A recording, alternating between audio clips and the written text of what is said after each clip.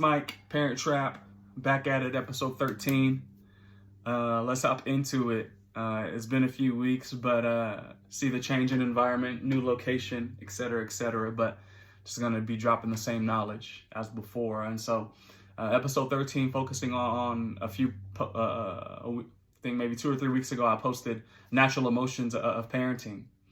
Especially dealing with those maybe with disabilities or on the spectrum or things of that nature. And so the emotions that I brought up to you guys were embarrassed, burdened, guilty, hopeless, exhausted, lost, and alone. Right? A lot of those words are like, I can't say that about my child, or my child never burdens me, or I'm never embarrassed, by my son or by my daughter. When in actuality you are. Those are natural emotions. Those are natural feelings, right? Where sometimes when I do talk to parents, they beat around the bush, and I'm like, okay, well, does that make you feel embarrassed? And they're like, yeah, I get the head nod. Or how does being alone, or kind of that feeling of hopelessness, how do you sleep at night, with those emotions? And so with that, I pivot and I tell parents to focus on your why. Why do you feel like that?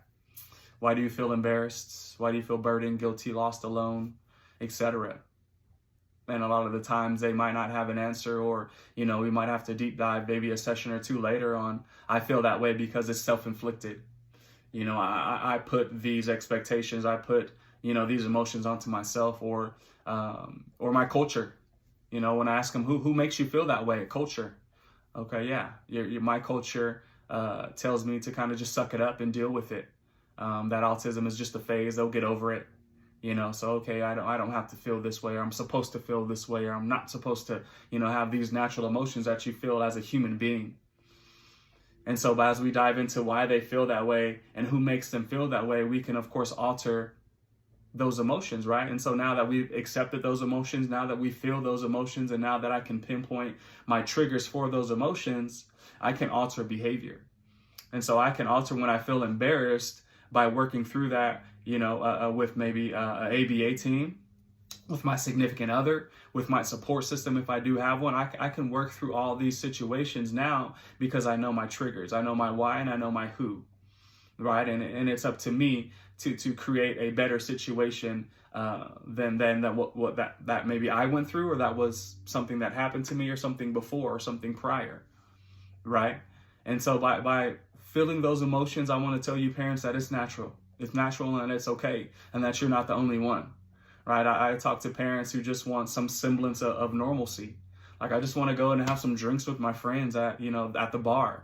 But I don't want to feel burdened to have my mother come to the house to watch my kid for 30 minutes or for an hour because I'm trying to drink and have fun. But now I feel guilty because I can't do that because I think, my daughter is going to act a certain type of way, or if she's going to engage in elopement behavior or self-injurious behavior. And then my mom gets hurt in the process. And then I have to rush back home, or I'm worried that when I am out with my friends out and about that I can't have peace because I'm thinking about what's going on at home, right? Those are all natural emotions. And so through these one-to-one consultations and coachings that I do offer, I help parents kind of relinquish that, right? We're going to put in strategies, we're going to put in goals here that's going to help you not worry when you're out, but enjoy yourself, right? Just because you have a child doesn't mean your life is over.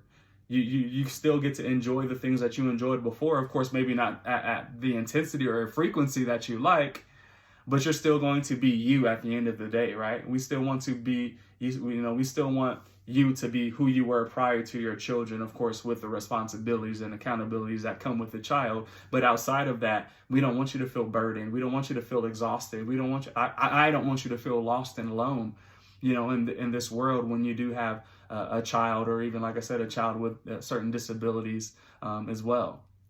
And so let's work on that together. Let's work through those emotions. Feel those emotions. It's okay. And they're going to cycle, right? Kind of like the 5 stages of grief. I was talking to a parent. I thought the 5 stages of grief, you go through them and they're done. But talking to the parent, they're like, no, I cycle. I go up and down, and I feel this, this week, and it might go for 2 months, and then it comes back. And I'm like, wow, like I was ignorant. And I was like, wow, I'm ignorant in that. And now I'm taking that into my practice with each and every parent that I come into, is that, okay, cool, these emotions are going to fluctuate, right? So you're going to feel lost and alone, and then you might have support for 2 or 3 months, and then you're going to feel exhausted, and then you're going to go back to hopeless, and then your expectations are going to crash and burn. And so I'm here for you guys in those situations.